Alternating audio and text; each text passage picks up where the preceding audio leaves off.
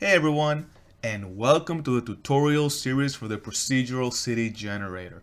In this video, we'll be taking a look at how to add our own custom assets to the generator. I keep getting this question a lot. Seems to be the most requested tutorial, so here we go. Uh, you can actually use any building, prop, or foliage asset that you want with PCG. And to demonstrate that, I decided that instead of using a similar asset that I've been using for all of my devlogs, the kind of the modern type buildings, I wanted to go in a completely different direction. So I looked through my vault and I realized that I had this beautiful medieval kingdoms asset that became free at some point. Hopefully you guys have it. If not, the process we'll follow is exactly the same no matter the asset. If you do have it, you're in luck. You'll be able to follow step by step. So our goal today is to replace the assets that come with PCG and use these beautiful assets to create this beautiful stylized medieval city that you see here. So let's just take a quick look before we go into the steps, just so you guys can preview what we're going to be creating today. You can see obviously that the textures are, stylized. We have a bunch of props that are spawning like this crate, these planks here. There you go, some sack of some fruits here. We have some nice houses that are spawning, all kinds of different houses here. And then of course we have the stylized foliage. This is not a massive city, so you can see here, but it's not super tiny either. And I went with a, you can see here more clearly, I went with a more organic road structure, because usually those cities are not going to be grid like more modern cities. So that's what I wanted to create. And I want to show you guys how to basically do the exact same thing. Though we're not going to add all of the different buildings, what I want to do is add one building type, one prop, and one foliage type, and then you guys can reproduce that and basically create whatever you want. So let's go ahead and jump back to the slide here and see exactly what we're going to be doing. We're going to be creating a custom zone. The way that PCG works is the buildings, props, and foliage are determined by the zone of the city. So if we want to add new buildings, props, foliage, we either need to modify an existing zone or create a completely new one. And that's what we're going to do today. And then we're going to see how we're going to add it to the interface. And then we'll go ahead and go through the entire process of adding buildings, props, and foliage. And if we have some time, we'll take a look at how to change the custom material of the roads, which is what you see there. So let's go ahead and first create a custom city zone. And I'm going to go back here, and actually I'm going to remove all of this stuff here. So let's go back to foliage. I'm going to remove the area foliage. I'm going to remove all of the props. And finally, I'll remove all of the buildings. I'm not going to regenerate the roads. There's no reason to spend any time on that. We'll leave the same road network here, and we're just going to change the zone. So if you come back here to the zones, and you see, you click on the drop down, you see that we have several zones. Notice that we have a new one here called medieval, and that's one that I've added myself.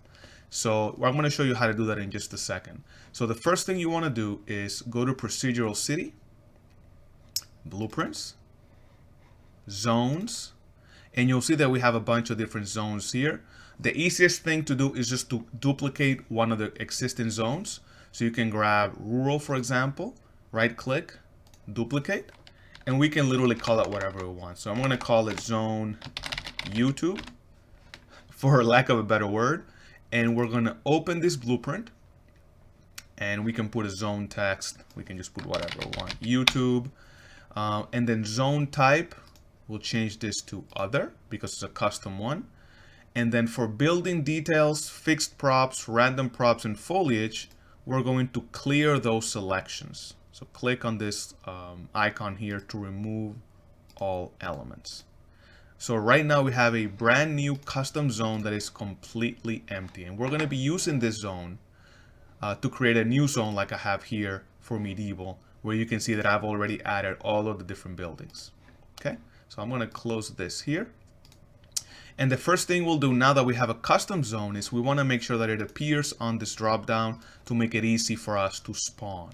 So what we do is we go back up to blueprints, go under core, go under data tables, and click on DT zone list. And when you open it, you'll see that we have a list of all of the different zones that the UI will display. You obviously won't have medieval because I just added that just for demonstration purposes. So all we'll need to do is click on the plus sign here, and we're going to add a name to the row, and we're going to call it whatever. In this case, I'll call it YouTube. And then we're going to have a zone name. This is what's going to display on the UI. So I'm going to again call it YouTube. And then the zone class, we're going to look for zone YouTube.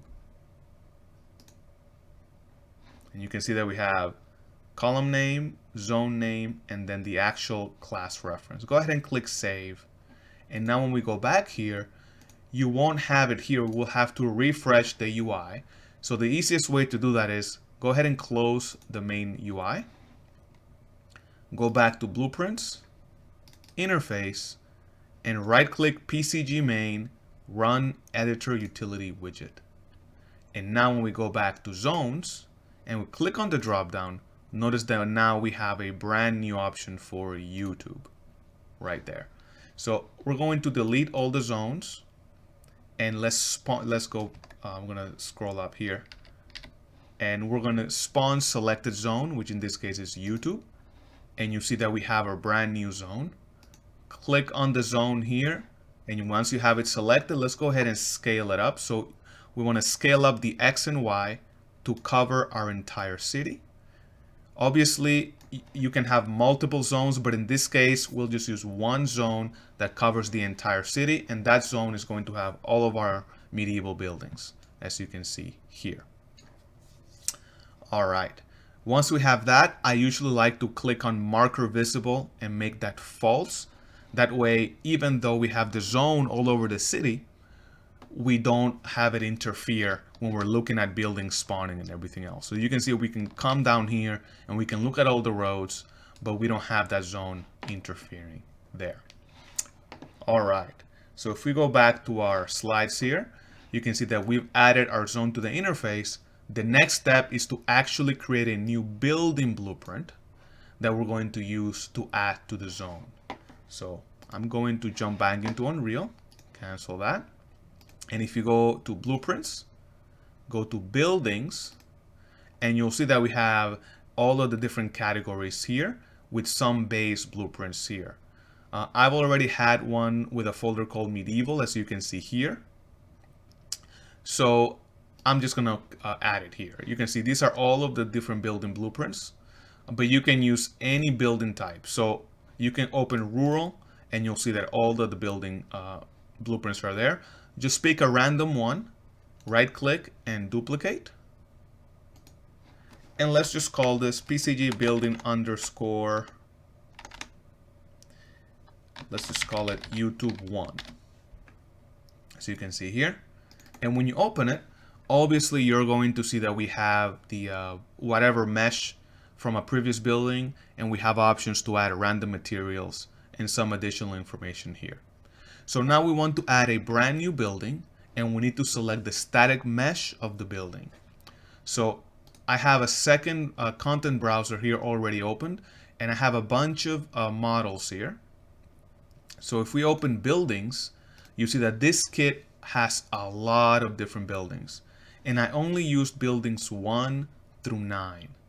So we can pick any building we want. So let's just pick building 11, for example. And if we open this guy, just to see what it looks like,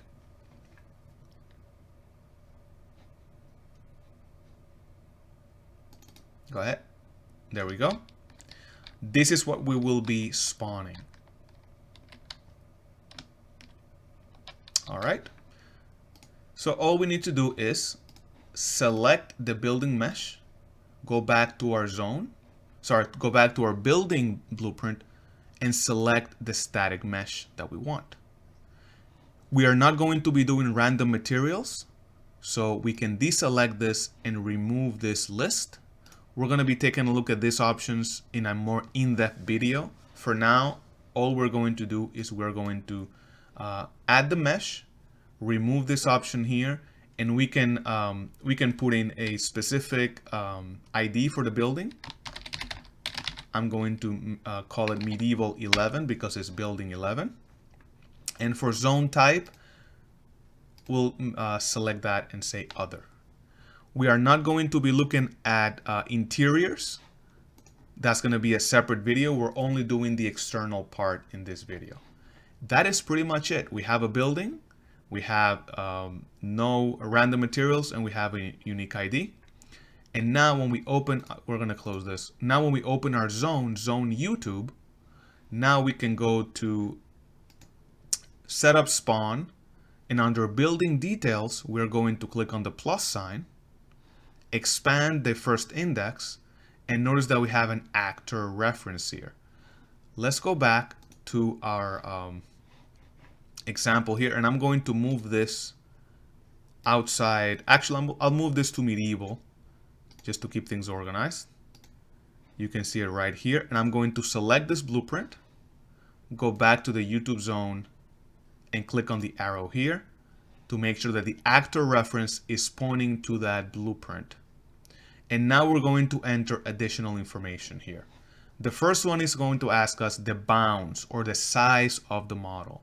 And the easiest way to do this is to go back to the content browser, and when you hover over your static mesh, notice that there's 3 numbers under approximate size: 1995, 1736, and 1486. We're going to copy 1995 for X, and for Y, we'll copy 1736. This is going to be used by the trace to make sure that there are no obstacles and that the building fits appropriately in the right space.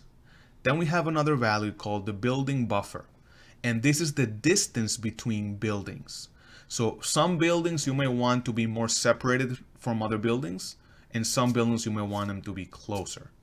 And this is a range, a min and a max. So if you want this building, for example, be 500 units exactly from another building, you can put 500 and 500, and then the spawner will pick a random number between 500 and 500, which is of course 500. Obviously, if you wanted more randomness, then you can change these numbers to have a min and a max, and then each individual building will have a random buffer in between those numbers. The exact same thing happens for the street buffer. This is the distance between the road and the building. So think about this as the side-to-side spacing, and this is the front-to-back spacing facing the road. So we can do the same thing. We can say 500 and 500. And the last thing we'll look here is percent chance to spawn. It is a 0 to 1. 1 means 100% chance. 0 means 0% chance. This is going to allow you to change the frequency that certain buildings appear in your city. And obviously an option here to spawn in the cul-de-sacs. There are other options here like max number of spawns, check size, etc. We won't be looking at this for now. We're just going to leave this here. Click on compile and save. And let's go ahead and click on save. And that's all we're going to do for now. We're going to click on buildings, and let's see if we can find our cul-de-sac. Where's our cul-de-sac?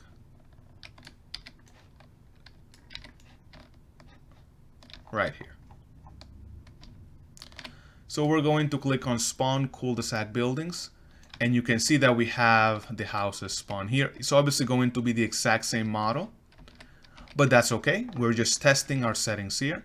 And then when we click on spawn road buildings, it'll take a little bit of time here, so I'm recording, but it's now spawn a city full of our custom assets. And you can see that we have the batch number here. Spawn road buildings. I think one more, done. All right. So there you go. We have buildings on the cul-de-sac, and then we have these buildings along the roads. Now notice the distance between the road and the buildings is basically the same. It tries to keep it as close as possible to the center of the spline. And the distance between buildings, even though it doesn't look it, it is going to be as close as possible to the amount that we put in there. Obviously, in places like this, it probably tried to spawn here and it collided with this building, so it just continued here.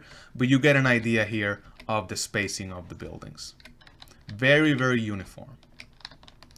Now, if we wanted to change, you see, if I look through here, you can see that the distance is pretty much uniform.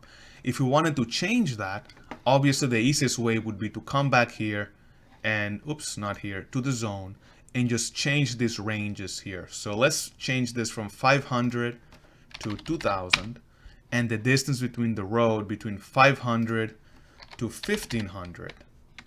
Well, 1500 is probably too much. Between 500 and 1000. We're going to compile and save, and we're going to remove all the buildings, reset our batch, spawn cul-de-sac, and let's go ahead and spawn the buildings again.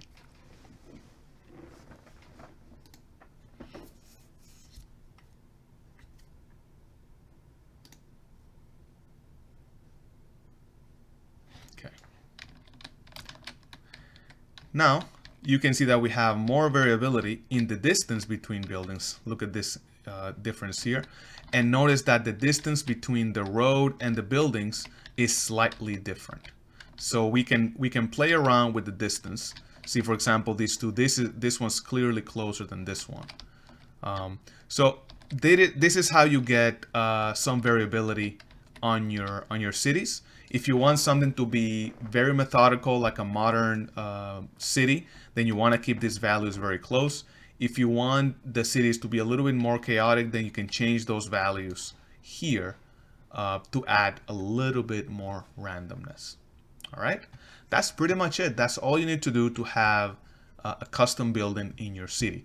Obviously, you would now go back and you would continue doing that same process and adding more and more buildings. So you can see here to your city, and then adding those here by adding more and more building details with the plus sign. We're not going to do that though. We're going to jump into props. So the next category is fixed props. And the difference between fixed and random props is that fixed props are going to spawn along the roads at a specific distance from each other. Think about those. A good example is lights, for example. You know, like street lights, things like that. And random props, you're still going to specify a distance, but then you have a % chance to spawn, and you can specify whether they spawn on either side of the road. So anything that is not regular, like a fire hydrant, in this case, you'll see we're going to spawn a barrel, for example, or a stack of hay, or a sack somewhere. Those are random, and then you would add them to this list. So fixed prop details, click on plus, and you see that we can add either an actor, so you can add either a blueprint or a static mesh. Either one will work. We're going to go ahead and add a static mesh. So if we go to the content browser here, let's look for props in this pack. And the one I used earlier was this. That looks like it could be fixed at a certain distance from the road. So let's use it again, SM module 2. So we're going to select it here, go back to our zone, and select the static mesh here. We're going to do the same process for the bounds. 195.30 415. There's a road buffer, the distance that this will be from the road. Let's make this something like 200, so it's closer to the road. And then you have an option to have different scales. And this is again a range. In this case, we don't want this to change sizes, so we'll leave the scale 1 to 1. And then the distance, min and max, again, by default is every 2000 units, it'll spawn one of these. And then you can add a left rotation based on the rotation of your asset, depending on how you want it aligned towards the road. All right, so let's see what happens if we just go ahead and compile and try to spawn this prop as fixed props.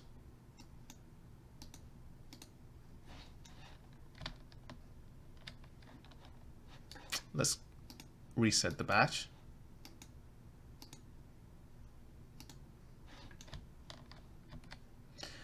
And you can see here that they are spawning, and it looks like they are spawning all over the place. They are at a consistent distance, but look at the rotation is kind of messed up. And this may happen if you forget to uncheck the random yaw property here.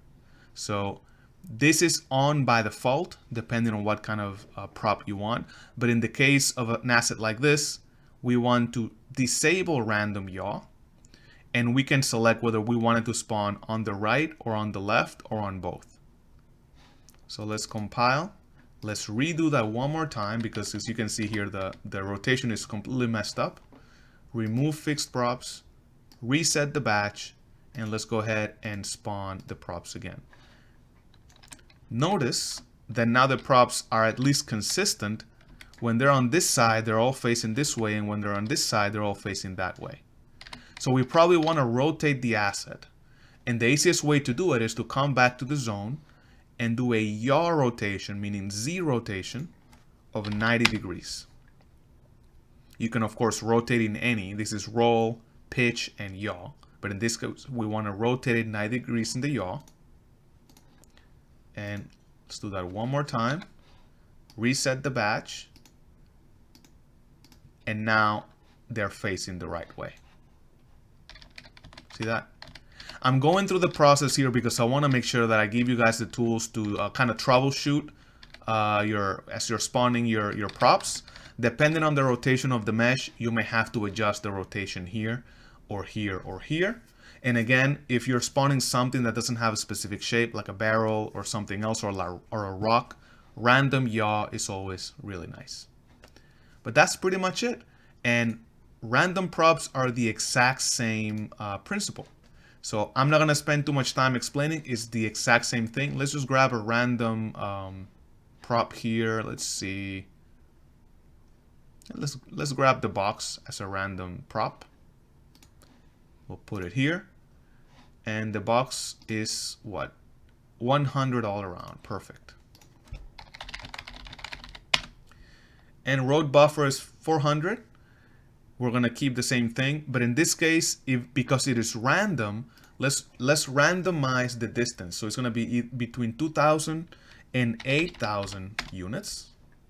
It's going to pick a random distance, and then once it gets here, we're going to have a random yaw.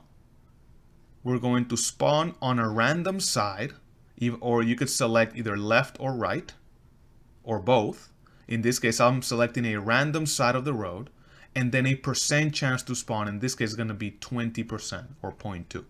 So the way this works is the spawner will pick a random distance. Once it gets there, it'll pick a random side, and then it'll run a calculation and say 20% chance that it'll spawn. If that is the case, it'll spawn it with a random yaw. If not, it'll move on to the next location. All right, so let's go ahead and now reset the batch and spawn random props.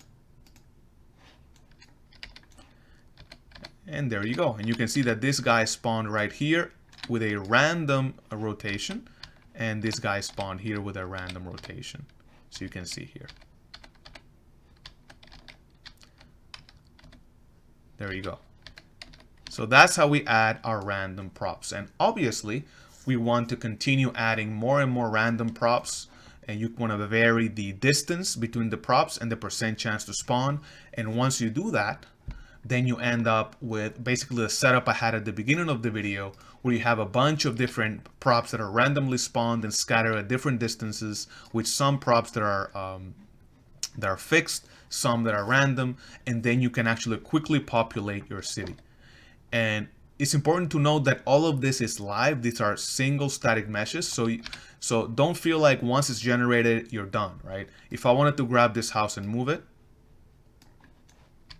feel free to do that. All of the assets are individually placed. So for gameplay purposes, you are the master of your city. The generator is simply spawning as a starting point to save you time to try to align all of the different thousands of houses in a city. But then you should be able to come here and actually tweak it. Last thing we'll do is foliage. So if we come back here to foliage, we see that we have a lot of different foliage types. City foliage is the only foliage that will take into account anything that is on the zone. So if we wanted to add a foliage type to the zone, we can do that. We can click on here, and if we go to the content browser, let's go to vegetation, trees. Actually, let's see what else we have here. Bushes, ferns, nope, ivies.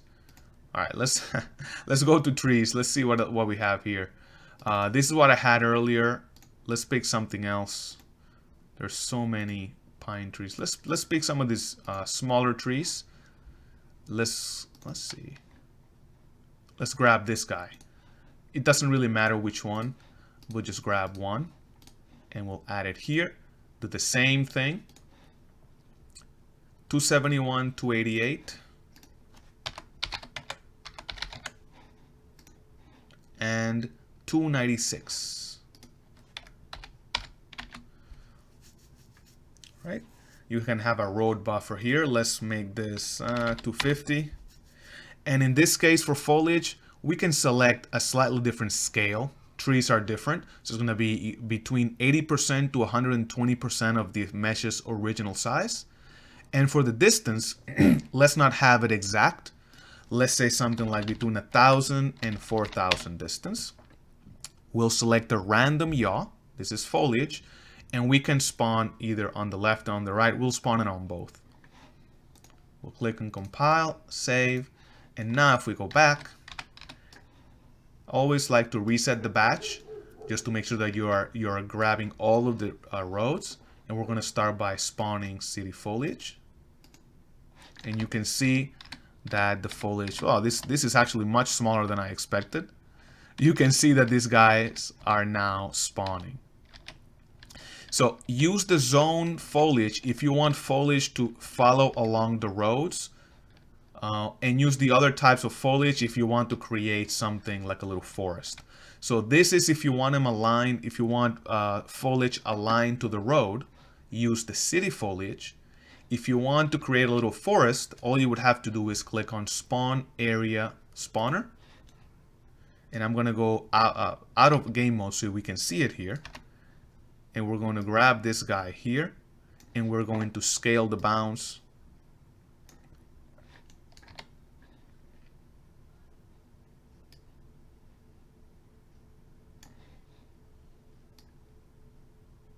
There you go. I'm using one single spawner because why not? Make it invisible. Then we're going to the foliage list, and by default it comes with the pines from the Epic Games content. Let's go ahead and change this to something else. Let's change them to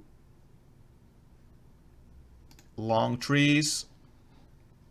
Let's grab this guy and put him here. And then this is 229, 241. And 453. And you'll see that we have the same options here, like road buffer. Some of these options are not going to be applicable when you're doing area foliage, but I wanted to keep the exact same struct to keep things simple. So the scaling will still work. The distance won't work. The random yaw will work. So it's going to be pretty obvious which options are going to be used or not. And the cool thing is that if we wanted to add more foliage, you can just click on foliage details here. Whoops, I added in the wrong place. It wasn't supposed to go there. Sorry guys. It was supposed to be here. So let's go back. I want to add it to the actual zone. And this is 229, 241.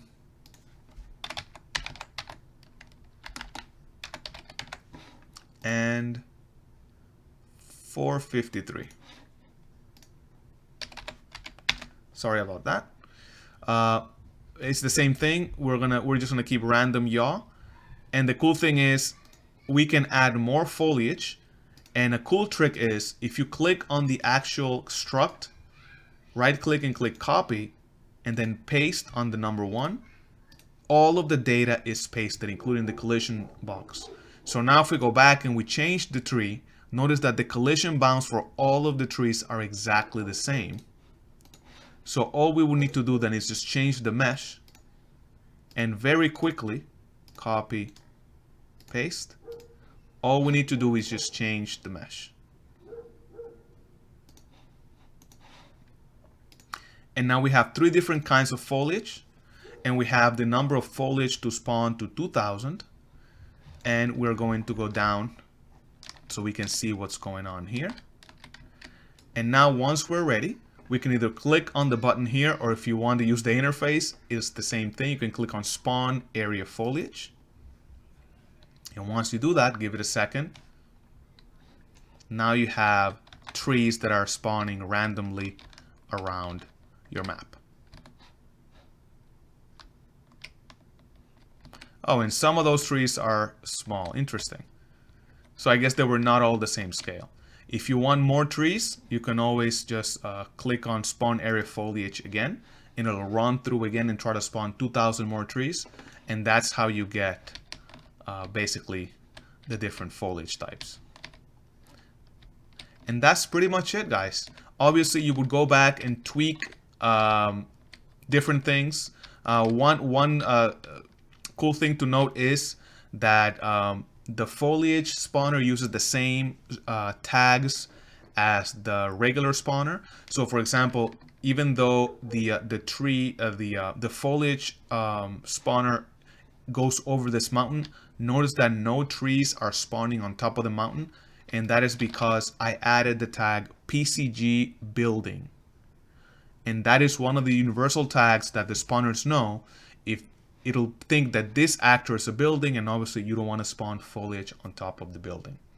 So this is why, even though this is overlapping the volume, nothing spawned here at all. All right. And that's pretty much it, guys. And if we wanted to basically remove all of the,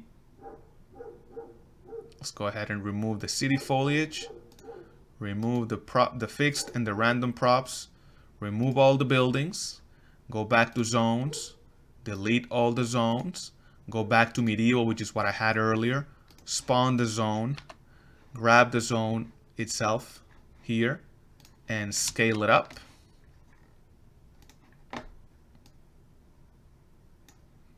And scale it up. Go ahead and make it marker invisible. Fly all the way down. And now we go to buildings. We'll reset the batch, spawn in the cul-de-sac, spawn road buildings.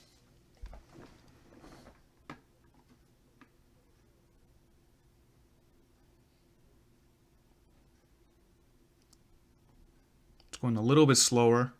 There we go. Depending on your machine, you may have to adjust the batch size. I'm going 20 by 20. If you feel like your editor is locking out, you can change that number and make it a little bit smaller. Or if you have a monster machine, which you may, I don't have a really good machine, you can crank up that number and generate it even faster. All right, we're done. And now we go to props. And we reset the batch and spawn fixed props and spawn random props. And you can, I like to click on spawn random props more than once. You can see you're not limited to spawning until batch is done. You can do it several times. And you can see that now because obviously this zone is a lot more elaborate. You can see random props like these sacks here and this little beer container and these planks. So you can see how quickly I can generate a new city just by doing this. And finally, I will go to foliage and spawn the area foliage. And now we have the trees that are going to spawn right there as we had them before. And that is pretty much it, guys. Hopefully this video was good and explained how to add your own custom assets. If you have any questions, feel free to leave a comment in the video below. If you haven't joined our Discord, go ahead and join our Discord. We have a pretty active community. Ask your questions there. or feel free to email me with any questions. Thank you guys so much, and I'll talk to you in the next video.